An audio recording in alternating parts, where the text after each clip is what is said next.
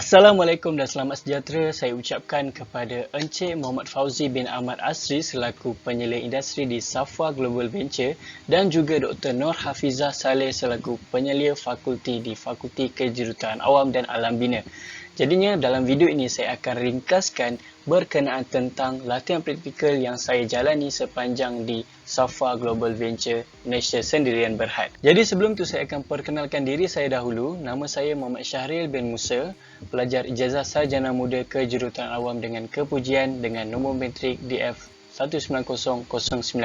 Saya mulakan dengan latar belakang syarikat. Jadi logo di atas ni merupakan logo untuk syarikat Safa Global Venture Malaysia Sendirian Berhad. Syarikat ini telah ditubuhkan pada 11 Oktober 2019 dengan lesen berdaftar kontraktor G7 dengan Lembaga Pembangunan Industri Pembinaan Malaysia iaitu CIDB.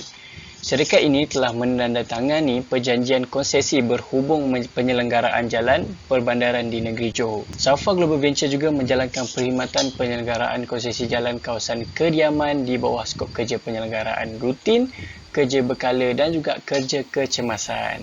Jadinya syarikat ini hanya fokus terhadap kerja-kerja penyelenggaraan jalan yang sedia ada yang telah dibina lama dan juga terhadap jalan-jalan di kawasan sekitar taman dan juga kawasan kampung. Tidak termasuk jalan-jalan besar seperti jalan utama.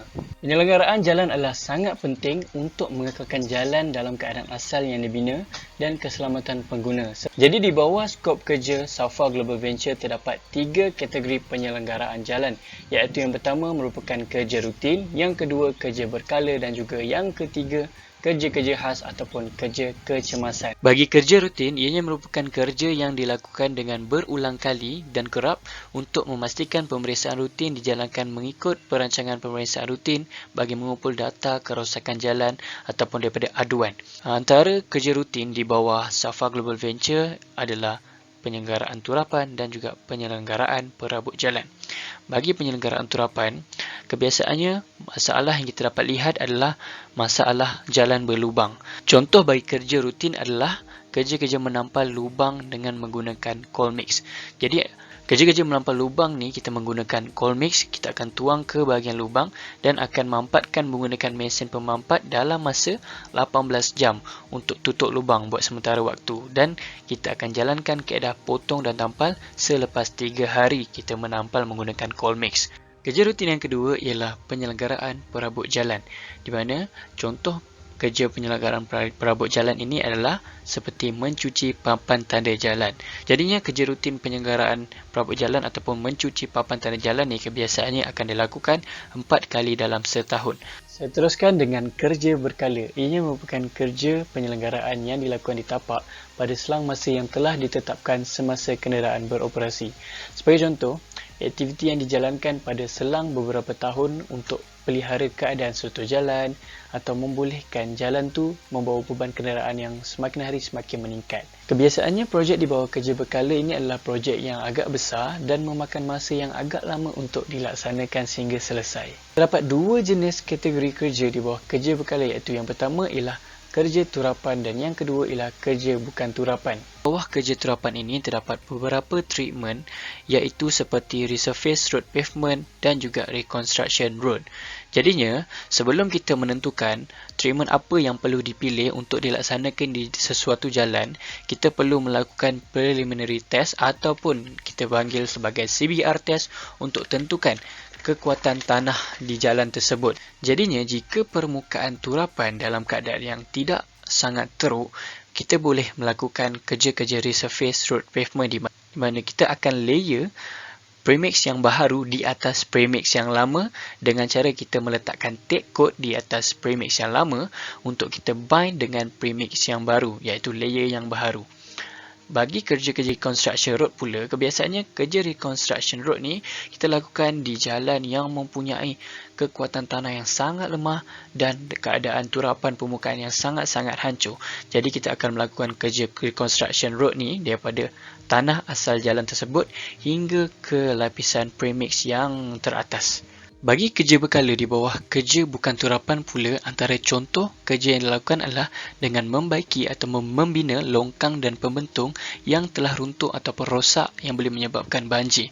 Di sini antara cadangan untuk melakukan treatment bagi menyelesaikan masalah ini adalah dengan meningkatkan lagi ataupun membina semula longkang dengan saiz yang lebih besar. Seterusnya adalah kerja-kerja pembaikan cerun, di mana kerja-kerja ini disebabkan oleh cerun yang telah runtuh ataupun jatuh disebabkan air yang memasuki tanah membuatkan tanah menjadi lemah dan runtuh. Jadi kerja pembaikan cerun ini dilakukan dengan memasang sheet pile sebagai penahan tanah untuk mengelakkan cerun menjadi lebih teruk dan juga memasang canvas. Kerja yang terakhir adalah kerja memotong pokok yang telah mati di sebelah bahagian jalan raya. Di sini kerja ini bagi memastikan tidak membahayakan pengguna jalan raya yang boleh menyebabkan pokok ini tumbang dan membahayakan pengguna jalan raya. Kerja yang seterusnya adalah kerja kecemasan, di mana kerja ini adalah kerja penyelenggaraan jalan bagi sesuatu kejadian yang sukar untuk kita ramal ataupun di luar kawalan syarikat sendiri, tetapi memberi kesan yang serta-merta ke atas pengguna jalan dan keselamatan penduduk awam. Jadi, kerja kecemasan ini perlu ditangani dengan keadaan yang segera. Antara keadaan di bawah kerja kecemasan ini adalah contohnya kegagalan struktur jalan yang disebabkan pembentung air bocor di bawah jalan yang membuatkan struktur jalan tersebut runtuh. Seterusnya ialah banjir yang disebabkan daripada air yang melimpah daripada longkang ke permukaan jalan yang boleh membahayakan orang awam. Dan di sini kerja kecemasan yang dilakukan adalah dengan mengeluarkan air daripada jalan tersebut menggunakan pasukan Emergency Response Teams. Dan situasi yang terakhir ialah kegagalan cerun, di mana dia berpunca daripada hujan yang sangat-sangat lebat. Dan di sini antara kerja kecemasan yang perlu dilakukan dengan keadaan segera adalah menutup cerun dengan kanvas untuk memastikan saliran air tidak menghilangkan kekuatan tanah cerun tersebut.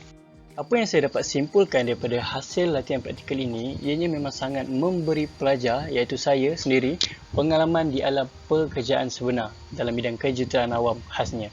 Saya juga dapat mempelajari pelbagai skop kerja dalam penyelenggaraan jalan. Perkara yang sangat penting saya dapat tingkatkan sepanjang latihan praktikal ini ialah saya dapat meningkatkan skill berkomunikasi dengan baik dan pelajari cara menangani masalah klien dan kontraktor sepanjang di site ataupun pekerjaan-pekerjaan projek. Yang saya sedar juga, komunikasi yang baik dan efektif ini juga sangat-sangat penting untuk memudahkan lagi kerja-kerja dapat diselesaikan dengan masa yang lebih singkat dan sehingga berjaya.